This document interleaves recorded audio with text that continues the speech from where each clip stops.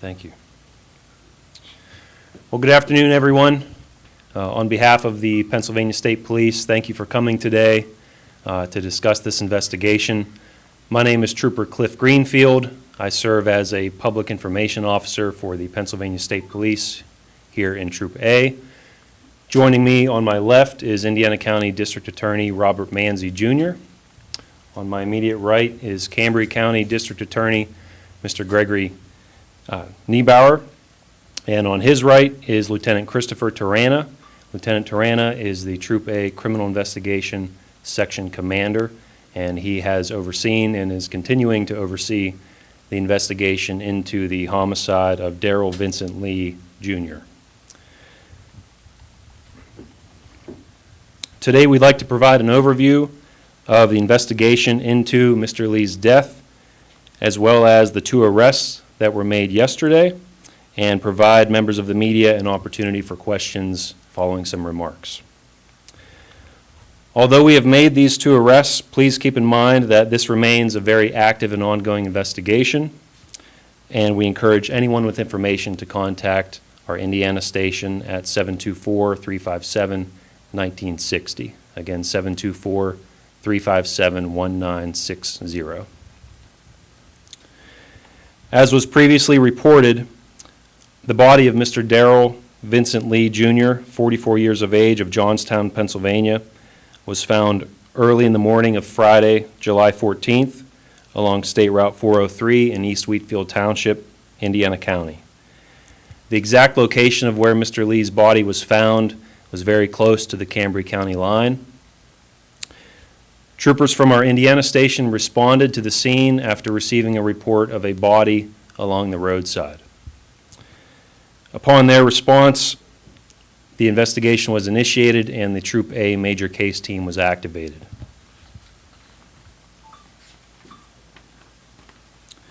For those who may be unaware, when the Pennsylvania State Police has a significant incident such as a homicide or a missing person investigation, we very often activate our major case team for the troop.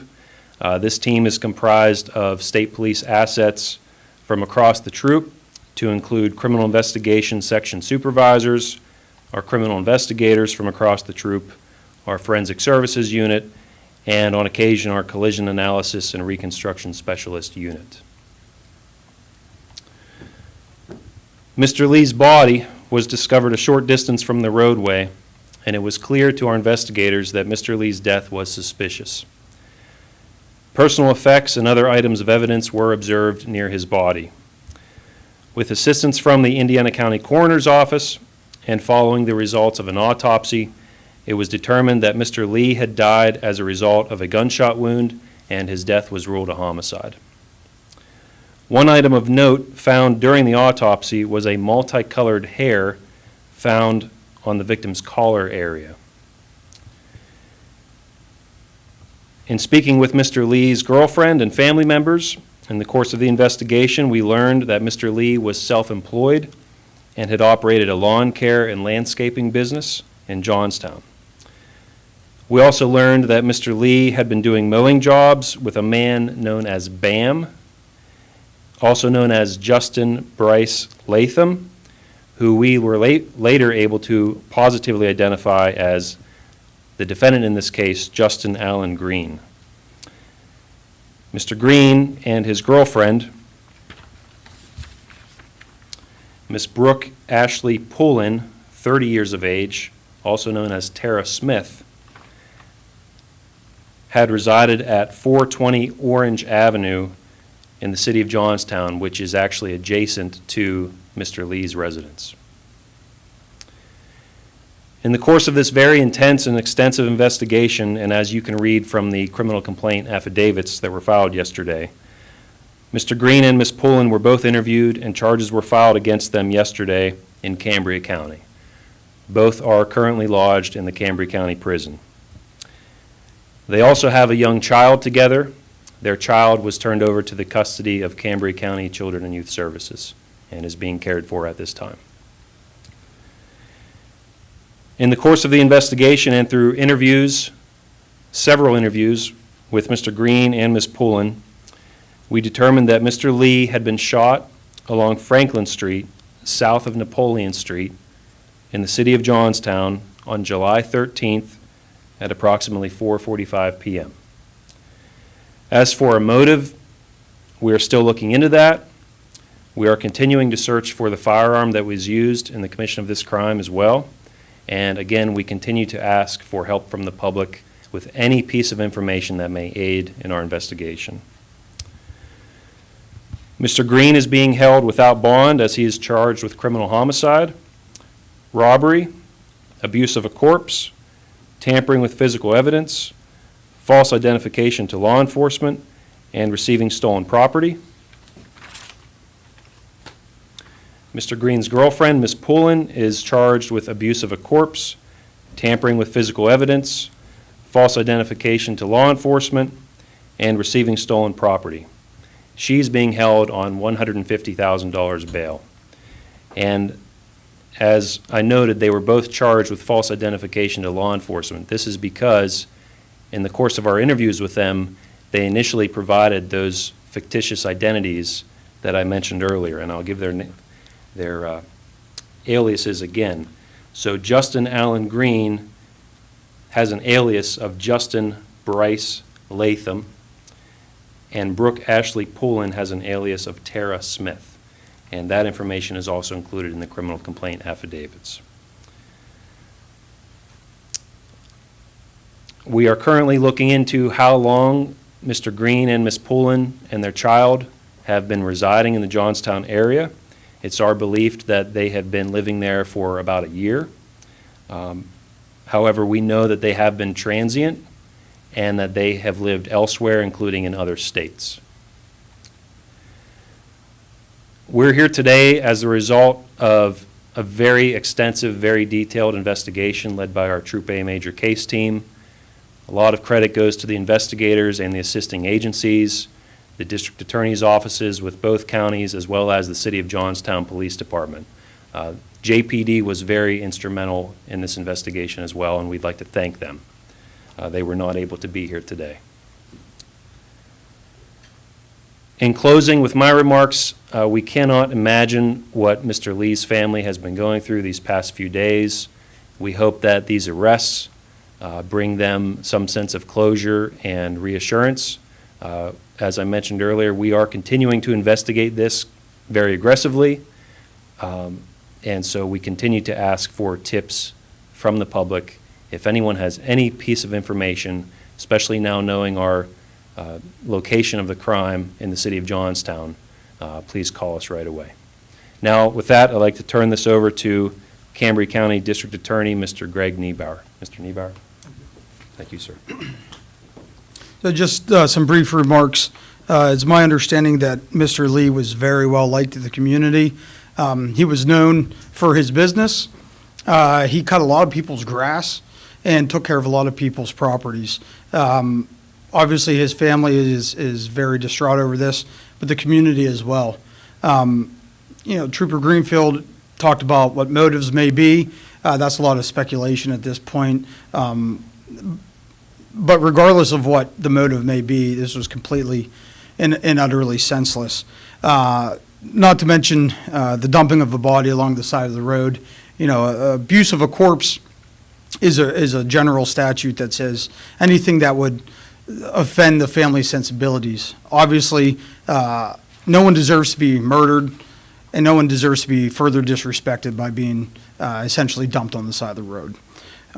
At this point, I'll open it up for any questions anyone might have. How did they transport the body from Johnstown to Indiana County? In a private vehicle. In the passenger seat, the trunk? Some of that is being looked into. We have a belief that both inside the cab of the truck at one point in time and also then in the bed of the truck. What in the investigation led you to the suspects in questioning the family and the girlfriend of the victim?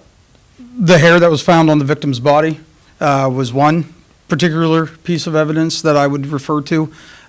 More specific and other than that, at this point, don't really want to necessarily get into. Again, this is an extensive, ongoing investigation. It will continue to be ongoing for some time. And in order to protect the integrity of that investigation, obviously certain details are not going to go out. Yes, sir. Any inkling at all that the two suspects may have traveled out of state? There is some information that leads us to believe that may have happened. Obviously, when we get information, be it statements from whomever, then the investigation goes on further to try to either verify or not verify those types of statements. So that's unverified at this point? At this point in time, it's a possibility. Okay. Yeah. How about the challenge of having multiple agencies, multiple district attorneys' offices, counties, things like that? Sure, and I would say, I don't think anyone up here would view that as a challenge. To be honest with you, this is a great example of, at the end of the day, law enforcement, be it police officers, be it major case investigators, district attorneys' offices, at the end of the day, we all want the same thing. We want justice for Mr. Lee and for his family, and we want to bring the perpetrators of the crime to justice. I can say District Attorney Manzi and I have spoken pretty much every day since the discovery of the body, both in person and over the phone, obviously. PSP has been in contact with both of our offices. The coroner's offices from both counties have been utilized and have been assets. Obviously, JPD working with PSP. The more people that get involved in a case like this, the better the case ends up being. Assets, knowledge, all those things are really a benefit to an investigation like this. Where will the case be prosecuted, and what made you come to that conclusion? Sure. The case will be prosecuted in Cambria County. Charges were filed in Cambria County. Under case law, this case could have been filed in either Cambria or Indiana counties at this point, based on the information that we know. However, because we do believe that the homicide occurred in the city of Johnstown, multiple warrants were executed in Cambria County. It makes sense, I think, overall from a case standpoint, for this to be heard and tried in Cambria County. And obviously, I think District Attorney Manzi would love to prosecute this case, but him and I spoke about it in the very early morning hours a couple of days ago, and it was determined that Cambria County would be the most appropriate. Can you give us any details about the actual arresting moments of the suspects? Did they go peacefully? Did they come to the police to confess? What happened? They were taken into custody without incident. There's a couple of questions that come to mind. You said it's unlikely they left Pennsylvania, but there were... I didn't say it was unlikely that they left Pennsylvania. I said it is a possibility that they did leave Pennsylvania. Okay, but thank you. I Sure. appreciate that. Yes, sir. The report that the shotgun that may have been used was dumped into the Potomac River. Is that accurate? The weapon has yet to be recovered. Hopefully, we obviously hope to recover what is believed to be a shotgun. So until it is recovered, it's going to be hard to say whether or not, obviously, it was dumped to the Potomac or along the side of the road or hidden anywhere else. I mean, that was in some of the early reports about what happened. Yep, it was relayed to us that it may have been dumped in the Potomac, yes. Without a weapon, do you think that's what hindered the prosecution of it? No, I do not.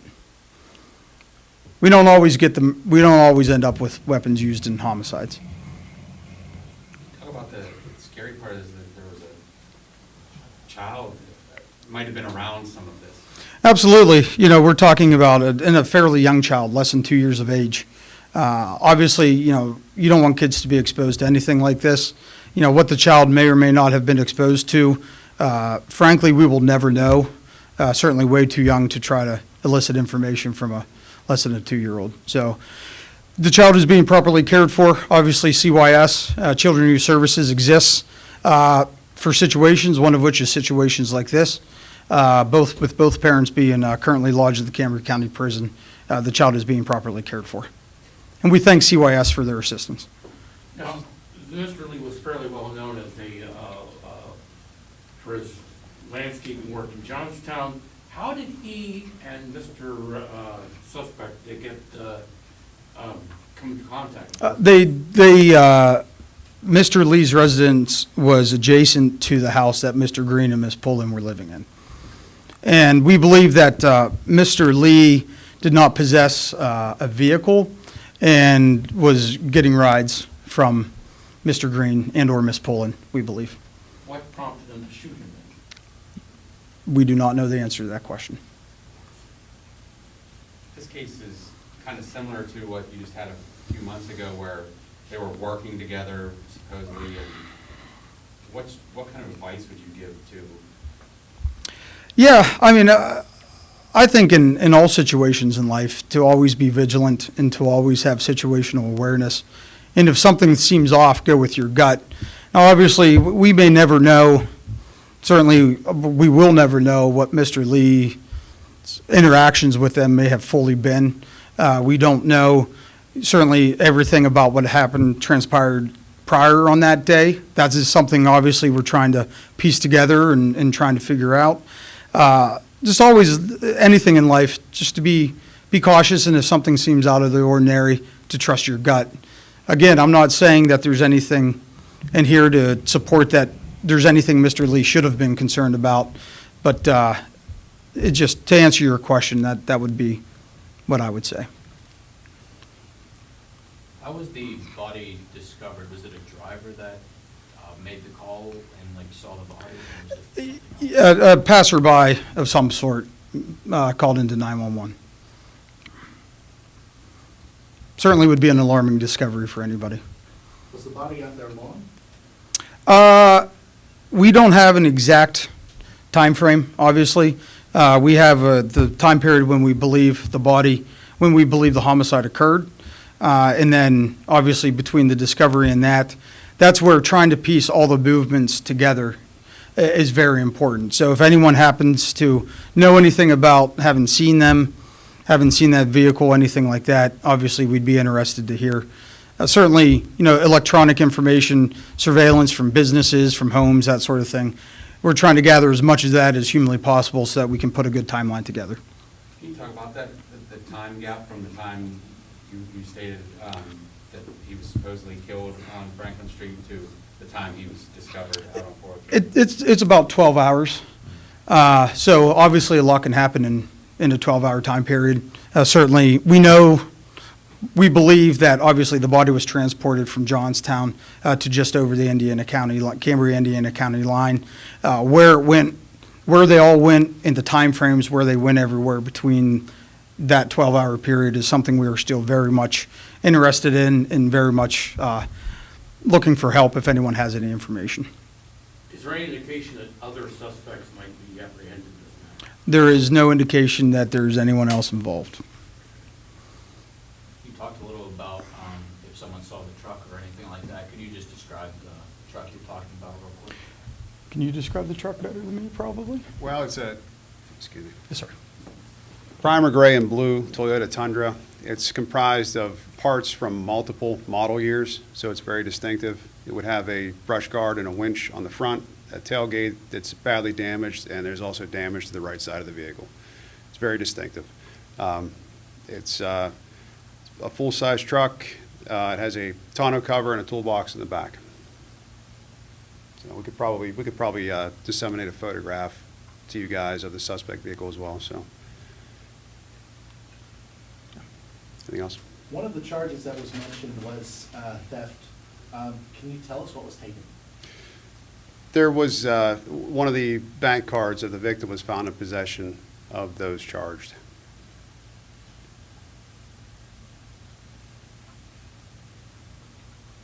Thank you.